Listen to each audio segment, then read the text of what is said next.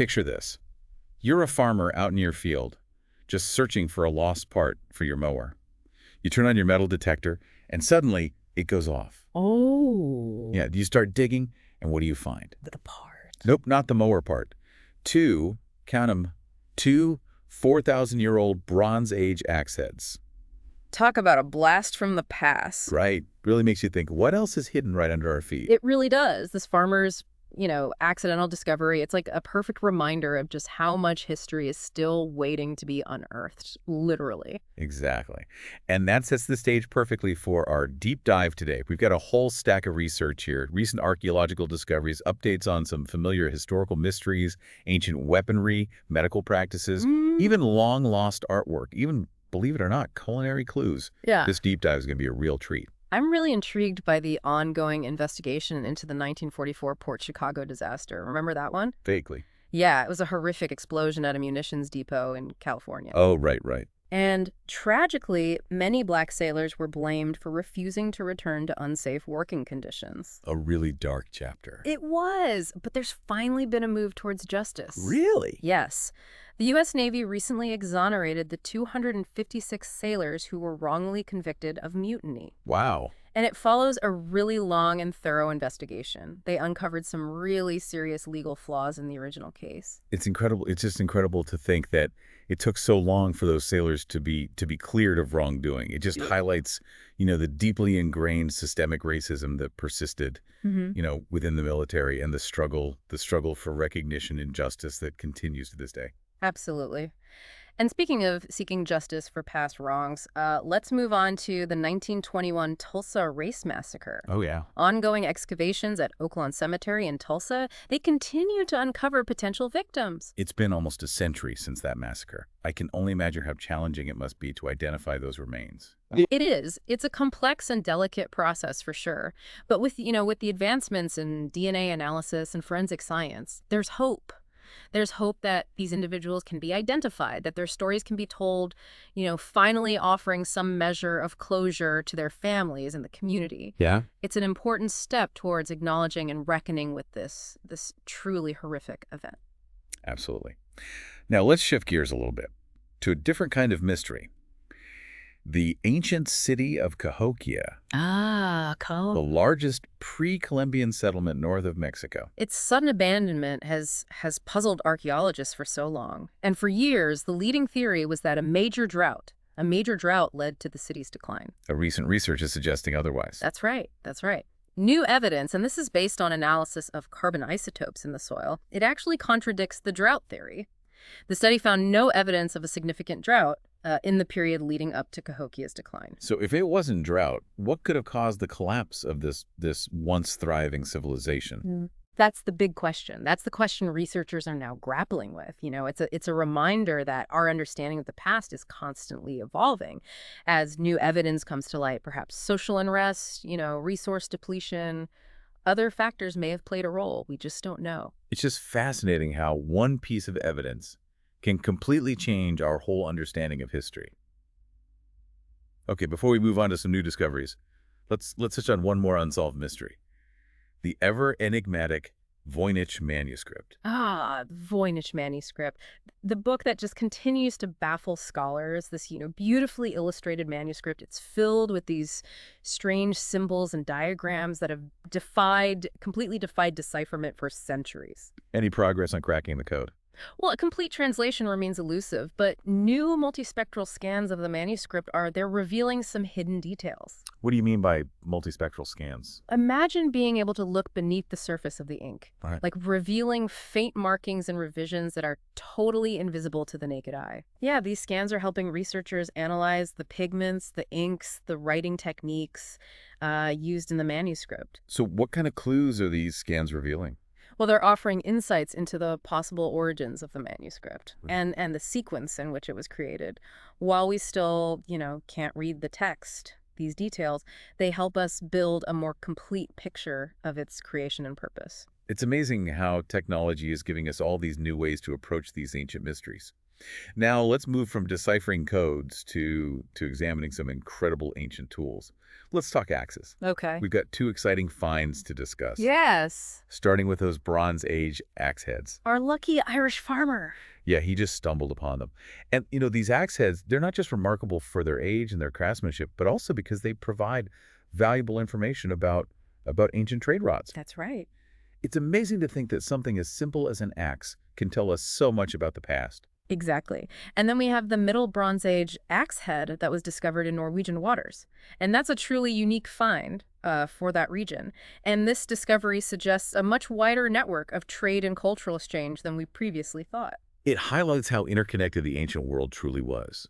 Now let's move from axes to a discovery that's challenging our assumptions about early hunting practices in North America. Interesting. Clovis points. Oh, Clovis points. For a long time, archaeologists believed that these, beautifully crafted spear-like objects, that they were primarily used as projectile points thrown at prey. I remember seeing this in museums. They look like they'd be deadly weapons. And they were. But new research suggests that Clovis points may have also been used on braced pikes.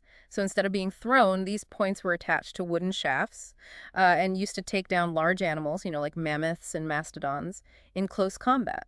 That sounds incredibly dangerous. Why would they risk getting so close to such powerful animals? It might have been a matter of efficiency and survival, bracing a pike against a charging mammoth. Imagine. That would have given the hunters a significant advantage, allowing them to inflict a fatal blow while minimizing their own risk. That's a remarkable example of human ingenuity and adaptation. Now let's shift our focus from hunting to healing. Okay. We've got some fascinating insights into the world of ancient medicine. Prepare to be amazed Oh, by the sophistication of 2,000-year-old Roman surgical tools. Advanced CT scanning techniques are allowing researchers to create these detailed 3D models of these instruments, wow. revealing their intricate designs, offering clues about their use.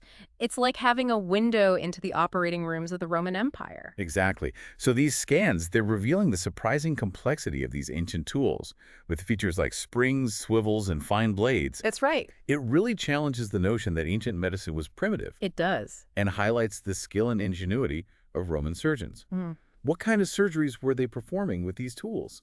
Evidence suggests a wide range of procedures, from bone setting and wound care to much more complex operations like cataract removal. Incredible. Now, while Roman surgeons were perfecting their craft across Europe, diseases were spreading.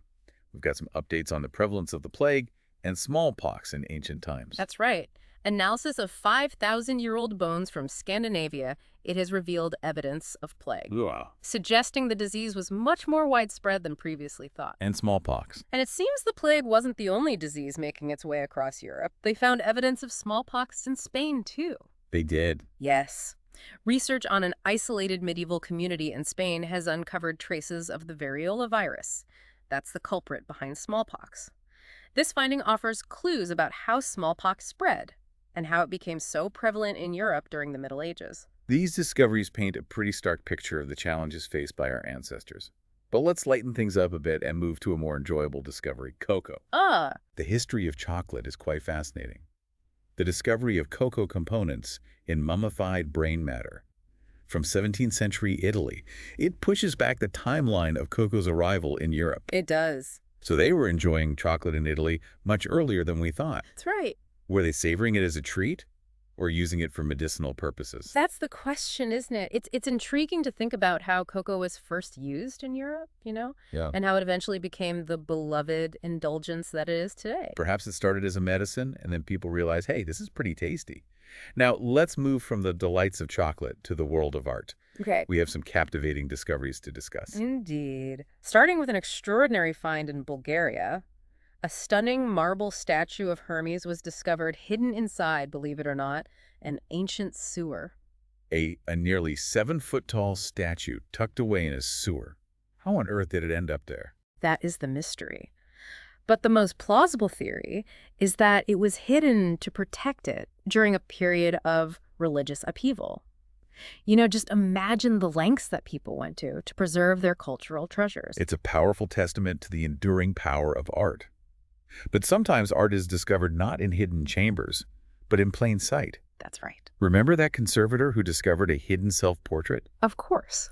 A conservator was examining a painting by Norman Cornish and noticed this unusual texture on the back. Uh-huh. Turned out to be a hidden self-portrait by the artist. It's like finding a secret message from the artist himself. And it reminds us that even in well-studied artworks, there might still be surprises waiting to be discovered.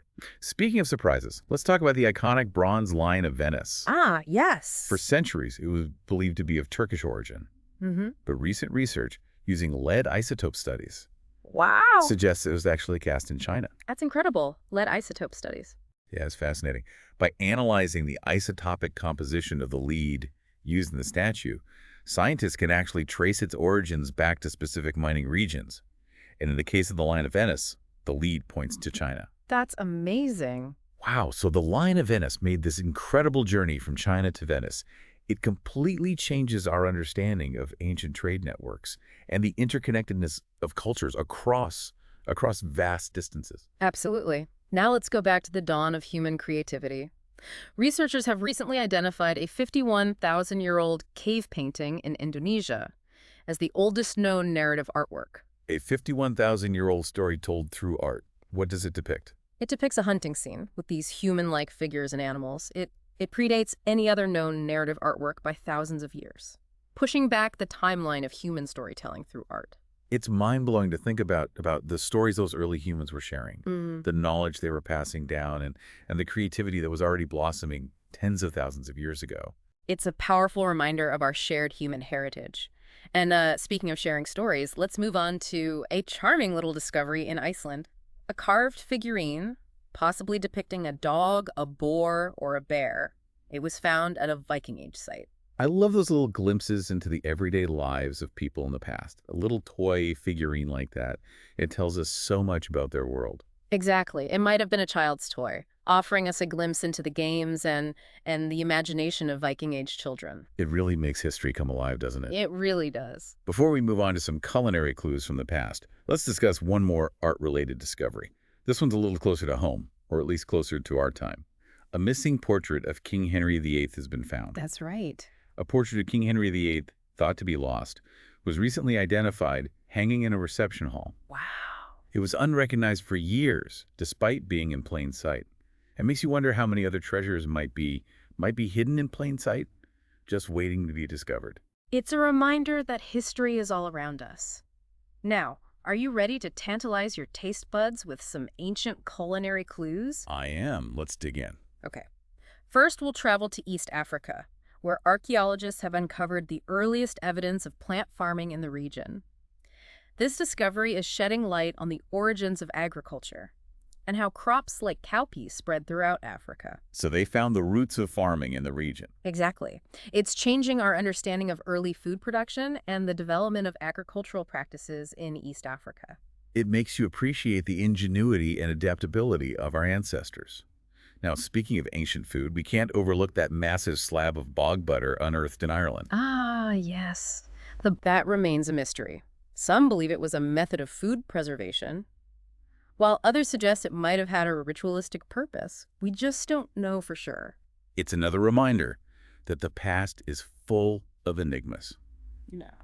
Now, for our last culinary stop before we move on to the next part of our deep dive, let's journey to New Zealand. To New Zealand? Where new evidence is challenging our understanding of early Polynesian diets. It turns out they were enjoying sweet potatoes much earlier than we thought. Really? Yeah. I thought sweet potatoes were a New World crop. They are. So how'd they get to New Zealand? That's the thing. This discovery suggests that sweet potatoes were brought to New Zealand by early Polynesian voyagers, predating European arrival by centuries. That's incredible. It rewrites our understanding of early Polynesian voyages and the spread of crops across the Pacific. Exactly. And it highlights the importance of sweet potatoes in early Polynesian settlements. Fascinating. Well, that concludes the first part of our deep dive into recent historical discoveries. There's more. Oh, yeah. Stay tuned for part 2, where we'll delve into even more intriguing finds. From ancient cheese-making to heartbreaking discoveries from the Cleveland torso murders. Welcome back to our exploration of history's latest discoveries. We've covered some incredible ground so far. Ancient tools, medical practices. We even tasted a bit of that bog butter. Well, vicariously, of course. Yeah, I think I'll stick to my regular butter for now. Yeah. But I'm ready for more. And I'm really interested in learning about the ethical considerations surrounding some of these discoveries, specifically the debate over the repatriation of dinosaur fossils. It's a fascinating and a very complex issue. We often hear about repatriation efforts focused on ancestral remains, cultural objects, but this debate brings up a whole new dimension, the question of who owns the past. Particularly when it comes to these prehistoric giants, it's not easily answered. It seems like a really tricky situation, especially since dinosaur fossils are often found on land that belongs to indigenous communities. Exactly. And a recent article, I believe it was in Nature, it highlighted the concerns of many indigenous communities who argued that they should have a say in how these fossils are studied, displayed, and cared for. After all, these fossils were found on their ancestral lands and hold significant cultural and spiritual value for them. It's a reminder that scientific inquiry, it should always be conducted with respect and sensitivity Mhm. to the cultural heritage of the communities involved. What are some of the solutions being proposed? Well, there's a growing movement towards collaborative research, where scientists work very closely with indigenous communities, ensuring that their perspectives and their knowledge are incorporated into the research process. That sounds like a good step towards building trust and ensuring that research benefits everyone involved. Now let's move from ethical considerations to a discovery that will surely delight any cheese lover out there. Oh, yes. The ancient origins of kefir, the analysis of 3,600-year-old cheese samples from the Tarim Basin mummies in China, has revealed something quite remarkable. They found evidence of ancient cheese making. It did. And not just any cheese. These samples, they contain the same bacteria and fungi that are used in kefir production today. So they were enjoying this tangy fermented drink thousands of years ago. Hmm. I love kefir. It's amazing to think that something I drink today has roots in ancient China. It really does. And it speaks to the ingenuity, of our ancestors and their mastery of food preservation and fermentation techniques. It's a culinary tradition that stood the test of time. Now, before we dive into the world of shipwrecks, I want to circle back to the Cleveland torso murders. It's a case that continues to haunt me. Oh, the Torsa murders. Yeah, it's a chilling chapter in American criminal history. The gruesome murders, the lack of a definitive suspect, the mystery surrounding the victims. It's a case that continues to captivate and horrify. And there have been new developments. Yes, as part of the ongoing investigation, authorities have exhumed remains from unmarked graves, hoping to finally identify some of the victims. I can't even imagine the pain and uncertainty those families must have endured, not knowing the fate of their loved ones. It's heartbreaking. The hope is that, modern DNA analysis will be able to match these remains with missing persons reports from the time, providing some measure of closure to those families. It's a reminder that even decades later, there's still hope for justice. Now let's leave the darkness of the Cleveland torso murders and embark on a journey to the watery depths. Ah, shipwrecks. These underwater time capsules, they offer these glimpses into maritime history, trade routes, and sometimes even personal stories. We have a fascinating collection of shipwreck discoveries to explore, each one revealing a unique piece of the past. I'm ready to dive in. Let's start with the mystery of the Antikythera mechanism. Hmm. For those who might not be familiar, it's an ancient Greek astronomical calculator, and it's considered one of the most complex and sophisticated devices ever created Hmm. before the modern era. It's truly a marvel of ancient engineering, and now a whole new layer of intrigue has been added to the story. What do you mean? A second shipwreck has been discovered, just a short distance from the site where the Antikythera mechanism was found. Do researchers believe that the two shipwrecks are connected? It's still too early to say for sure, but the proximity of the two wrecks has certainly piqued the interest of archaeologists, and they're hoping to find clues that could shed more light on the origin and the purpose of the Antikythera mechanism. It's like the mystery keeps deepening. Now, this next shipwreck discovery might appeal to our listeners with a taste for the finer things in life. It involves a 19th century shipwreck off the coast of Sweden. Oh, and what makes this shipwreck so special? It was carrying a precious cargo of sparkling wine. Wow. Imagine those bottles, aging at the bottom of the ocean for over a century. I wonder if the champagne is still drinkable. Some experts believe the bottles, they might still be intact, and that the champagne could be remarkably well preserved, thanks to the cold, dark conditions of the Baltic Sea. Talk about a vintage find. Indeed. But Beyond the novelty of finding century-old champagne, this discovery, it provides these valuable insights into trade routes, luxury goods, and the taste of the past. Now let's move from the bubbly depths of the Baltic Sea to the freshwater depths of Lake Michigan, where the wreck of the Margaret A. Merle has been discovered. Ah, the Margaret A. Merle. It was a 19th century schooner that sank during a violent storm. Thankfully, the crew survived, but the ship and its cargo were lost to the waves. It's always a relief to hear that there were no casualties. What was the ship carrying? It was laden with salt. And while the salt itself has long dissolved, the discovery of the shipwreck itself is significant. It adds another piece to the puzzle of maritime history on the Great Lakes, providing insights into shipbuilding, trade, and the challenges faced by sailors in those often treacherous waters. Speaking of treacherous waters and valuable cargo, let's move on to a shipwreck that has been at the center of international controversy, the San Jose. The San Jose. This 18th century Spanish galleon, laden with gold, silver, emeralds, it sank off the coast of Colombia during a battle with British ships. And the wreck has been the subject of intense legal battles with multiple countries claiming ownership. It's a case where history collides with modern-day politics and economics. Exactly. And a recent robotics survey of the wreck has captured these stunning images of the ship and its treasures, but it has also reignited the debate over its ownership and what should be done with the artifacts. It's a reminder that history is not just about the past. It continues to shape the present. Now let's leave the murky waters of ownership disputes and travel back to the ancient world of naval warfare. Okay. A battering ram, believed to be from a Roman ship involved in the final battle of the First Punic War, has been discovered off the coast of Sicily. A battering ram. Yeah, these massive bronze rams or rostra.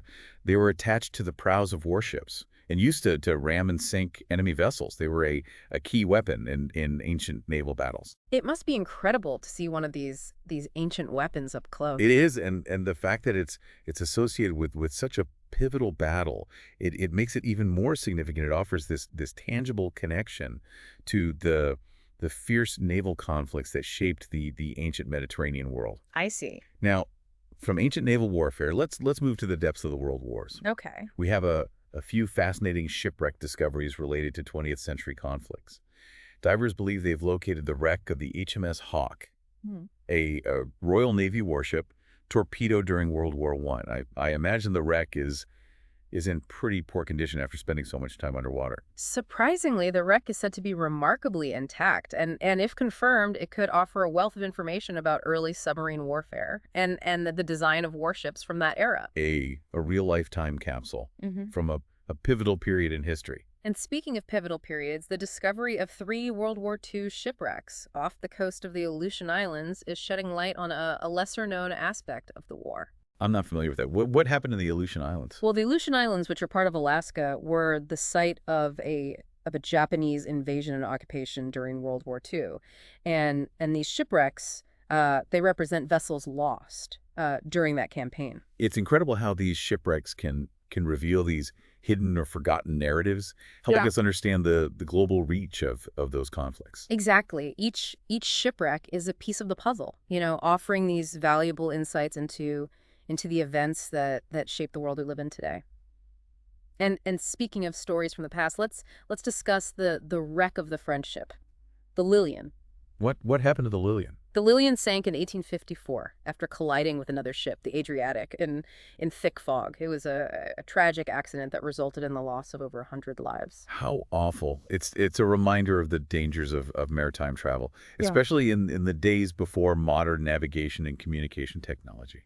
It is. And the discovery of the Lilian, while highlighting the tragedy of the event, it also provides researchers with valuable data about shipbuilding techniques and maritime practices of the mid-19th century. It's amazing how these shipwrecks can serve as both memorials to those lost at sea. Yeah. And windows into the past. They connect us to the human stories behind historical events. Oh, yeah.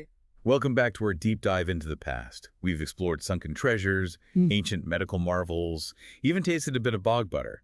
Vicariously, of course. And we've only just scratched the surface. There are so many more fascinating discoveries to explore, each offering a glimpse into the ingenuity, the creativity, and the resilience of our ancestors. Speaking of ingenuity, let's talk about a discovery that has archaeologists rethinking our understanding of early astronomy. A, a 12,000-year-old stone pillar in Turkey.